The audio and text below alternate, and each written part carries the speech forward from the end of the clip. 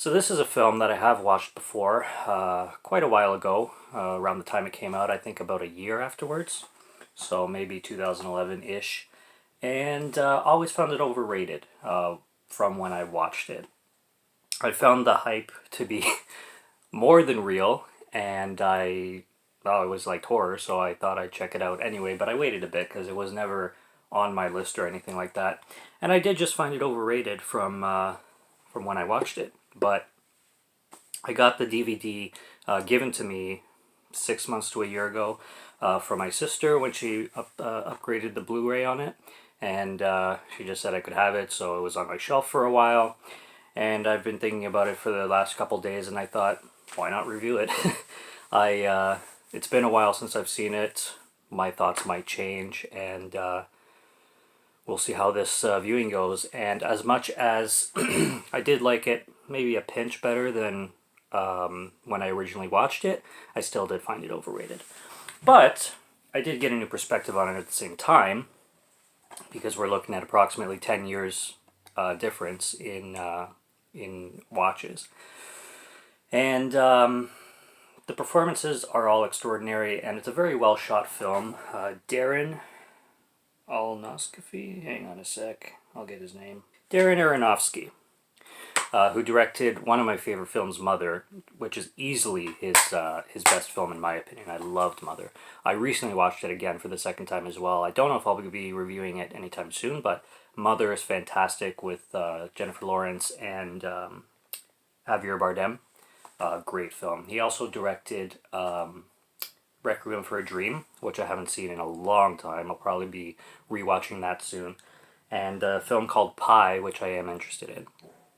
And a film called The Fountain, which I also am interested in. So he definitely has his themes, and he definitely has his visions that you can kind of connect between Black Swan and Requiem for a Dream and Mother, of course.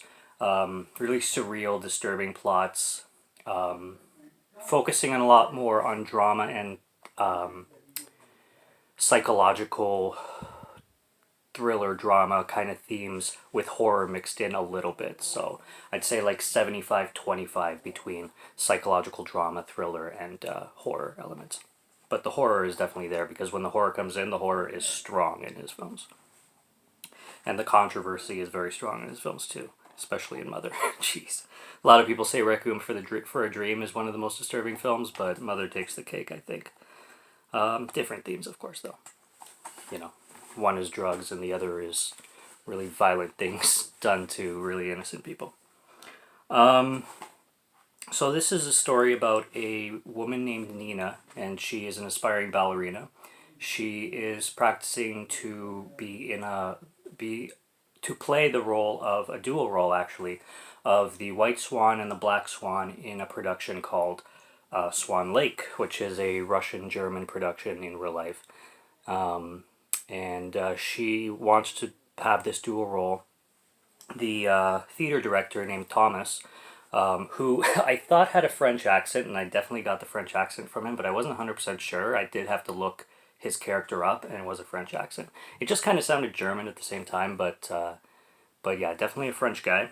And he is a theater director. He wants Nina, well, he not originally wants Nina, but he wants a dancer that can do both the White and Black Swan, even though they're very polar in difference from one another. This other woman named Lily, who's played by Mila Kunis, who also kills it in her role, she comes in and she auditions for the Black Swan and is considered throughout the film. But Thomas, being kind of thirsty, and when I say kind of, that's a literal understatement, for Nina, and he has this crush but fascination but determination to shape Nina into who she wants to be, to like an obsessive level. And he knows the role of the Black Swan especially is one that takes a lot of what he calls letting go, and letting go of perfecting moves and kind of getting into this like headspace of natural movements kind of thing. And really hard to pull off with the kind of personality Nina has, who's perfect for the White Swan. And he's telling her, because she wants to do a role and because he wants to do a role, that it's going to be a very hard role to take and it's going to take a lot of effort to play basically two personalities. And Nina also has a very strange home life with her mother. Her mother was a dancer as well. It's said in the film that she gave up on her dreams to have Nina, and she kind of obsesses over the perfection of Nina as well, and kind of pushing Nina to follow her dreams, and I guess meaning well, but not knowing how to go about it, and kind of being a very, I'm not going to say unsupportive, but a very toxic person in Nina's life.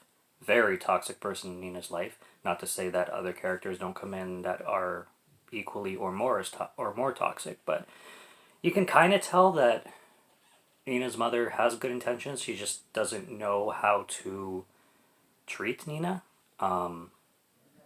because she has all these mixed emotions and bag of history and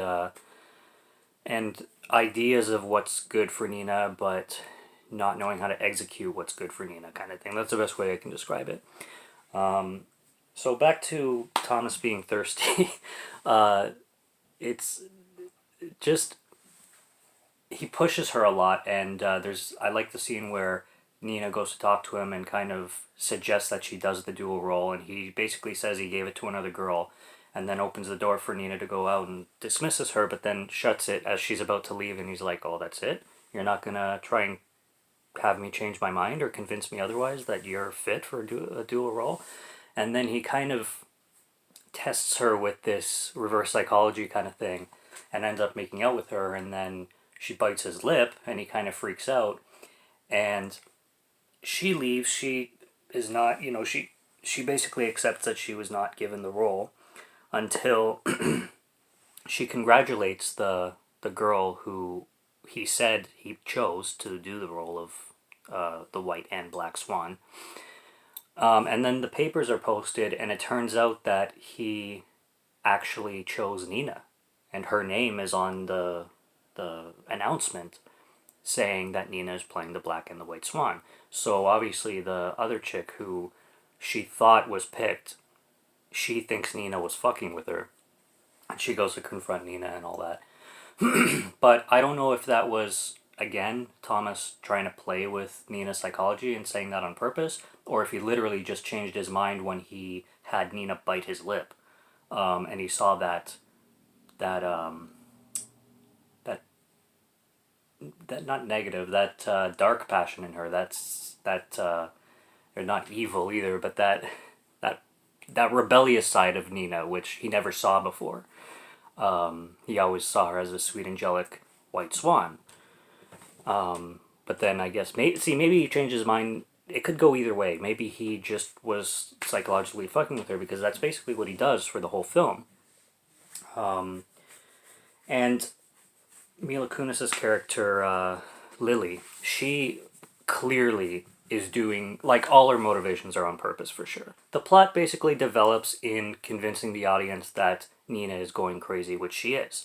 In the whole third act, she's hallucinating like crazy on everything. But it makes the audience think that Lily, Mila Kunis's character, is completely innocent, and everything she's doing is just either accidental, or she's trying to be Nina's friend because Nina is absolutely losing it. The audience thinks that Nina is losing her mind, which she is, and Mila Kunis is literally doing nothing, just being her normal ballerina self. And there's these kind of mind trickery scenes that go about, but with the themes of the film and the cattiness of all these ballerinas and the manipulation that goes on through this whole environment, there's no way that Mila Kunis is not intentionally trying to steal Nina's role. Like, at the end of the film, I got that, yes, Nina's losing her mind, but Lily's certainly 100% trying to steal Nina's role and knows exactly what she's doing. She is trying to seduce Thomas. She is trying to become the alternate or alternative, like second runner-up kind of backup. There you go, backup ballerina for this role, and trying to sabotage Nina's place in it, which leads me to the scene where she comes to apologize for mouthing off and then takes her to a club. Again, totally 100% trying to sabotage Nina's role. At the club, they do drink and take drugs. Both of them do. Now, of course, they have to be on stage the next day, but both of them do. So there was probably a lot of hallucination going on. The whole sex scene, which is hot as hell, by the way, where friggin' Lily is going down on Nina in the bedroom. And then the next day, when she approaches Nina and, tells her, like, why she left so early because her sleeping over, or, sorry, Nina tells Lily why she left so early and didn't stay longer or whatnot. Lily is totally confused. I think that was a hallucination for sure. But I also don't understand how much Lily probably was drinking or not drinking. Maybe she was pretending to drink at the club because the next day she was fine. She took just as much drugs and just as much alcohol as Nina did, but maybe she just pretended to drink it, or maybe the capsule that she took was a placebo or something, or sugar or whatnot. That could be it. But that's completely left up in the air into the audience. So that's hypothetical, that's ambiguous, and that's up for a discussion totally on its own. I also noticed that it's right when Nina takes that pill, dissolved in her drink at the club, that she begins to hallucinate from then on. She didn't really hallucinate a whole lot, other than being paranoid slightly. She didn't really become full on paranoid, like paranoid psychosis style, and hallucinating where she starts to see her feet are webbing, growing feathers, like black feathers out of her arms. The whole it was I had forgotten about the last scene where she stabs Lily, and then like 5 minutes later, while she's getting ready for her performance, or right after her Black Swan performance, Lily shows up to tell her how amazing she did on stage, and Lily's fine and alive.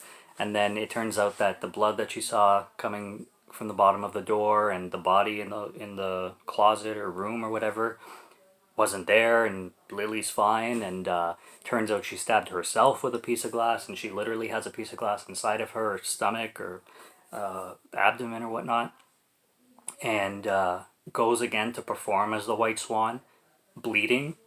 Somehow the audience doesn't know it, and neither do the stagehands until the whole performance is done and she's and curtains close, and then everybody notices that she's bleeding from the stomach. But that whole scene took me by surprise because I forgot about it, and it was really, that was a good like flip on the screenplay. So I liked that a lot. It's funny when she's hanging out at Thomas's place, and Thomas gives her a homework assignment to go home and play with herself, so she can lose her virgin mindset and innocentness, and she can get a little bit more sinister, you could say. And then she goes home and she starts masturbating in her bed, and she gets all into it. Like, she turns downwards and is kind of like humping her own hand, and then she turns and sees her mother sitting on a chair sleeping in her room, which again could be a hallucination, could be her mother actually sleeping in her room, who knows. Her mother definitely is quite possessive. That whole cake scene was weird too, where she bakes her a cake and then, because she doesn't want it. I mean, this girl eats half a grapefruit and one poached egg for breakfast. Like, she's clearly watching her figure for her career. But yeah, she wants to celebrate with a cake, and then Nina kind of rejects it, and she gets all offended. And there's it's a tense film. It's a tense film. It's an uncomfortable watch. Now, it's not really all grimy and grim though when it comes to the color palettes and stuff like that. This is also a bright film, um, like scene wise, image wise.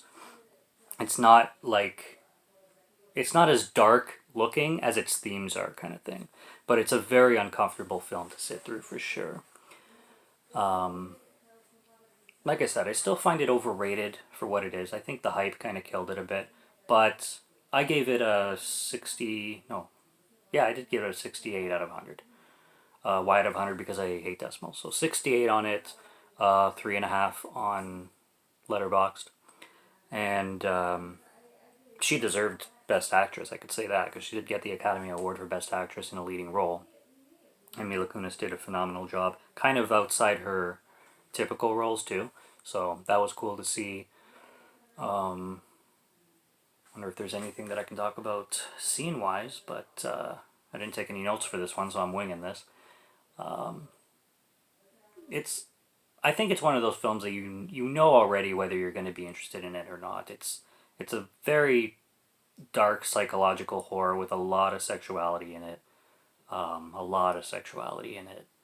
A lot of sexuality. How can I forget the old pervert on the train? Oh my Jesus. The shit that guy was doing with his facial expressions and his hand expressions towards Nina. Jesus. I like at the beginning, before she's about to eat her half a grapefruit, she's like, ooh, it's so pink and pretty. Wonder if that's a subliminal message for something else. Probably. I wouldn't be surprised. Also, I loved Beth's character, played by Winona Ryder.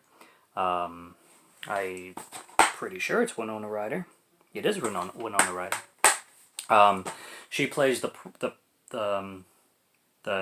primary or ex Black Swan or White Swan. I don't know if she played both, but she definitely played one or the other, the White or the Black Swan. And she was basically forced into early retirement by Thomas when he wanted to replace her, and thought that she was kind of losing her motive skills to be able to do the role. So she plays she plays her character well, and how hurt and at the end of the rope she is. Which, another thing, with the theme of the Swan Lake Ballet, when Natalie Portman's character Nina is describing it at the club that they're at to these two guys named Tom and Jerry. I think it's Tom and Andrew, but Lily kept calling them Tom and Jerry. She's saying that, Swan Lake is about a beautiful princess who is put under a curse that turns her into a swan, and the only way to reverse the curse is through the prince's love, but the prince ends up falling for the wrong girl, and then the swan commits suicide. The princess turned swan commits suicide, which obviously is a metaphor for what's going on with Nina, Lily, and Thomas. Lily trying to steal Thomas's attention and his sexuality and his love and his heart, basically, and is lusting after him, which is completely making Nina, turning her into a paranoid freak, and just this sense of paranoia that goes on with Nina is absolutely crazy. But you can tell that the theme and the story of Swan Lake is totally being sucked into her life, and she's literally having it take over who she was, and letting go of her own personality to become both the black and the white swan. And even Thomas, in one scene, he says to her, the only thing stopping you, the only thing in your way is you. You gotta let go and get rid of yourself, basically. But how do you get rid of yourself, Well, she totally loses complete 100% touch with Nina and turns into the Black Swan. Anyway, subscribe to Morgan Film Fan if you like to listen to my voice, or if you like my film reviews. There's lots on this channel. There's lots more coming. So that was Black Swan, released in 2010, directed by Darren Aronofsky. And check out his other films, especially Mother. Mother is fantastic. So until next time, take it easy and cheers.